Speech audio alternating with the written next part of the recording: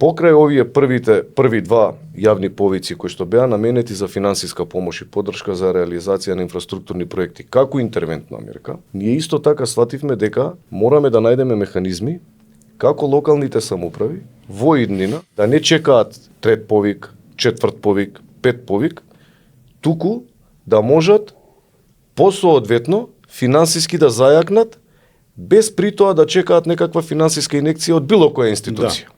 Покрај првите два јавни повици, во моментот, заедно со мојот почитуван колега Андоновски, министерот за дигитална трансформација, земавме обврска, секако со помош и поддршка на премиерот, во следните 3 години, централната влада да им ги ажурира базите на даночни обврзници на сите локални самоуправи, за да можат собствените буџети да ги пунат посоодветно, побрзо.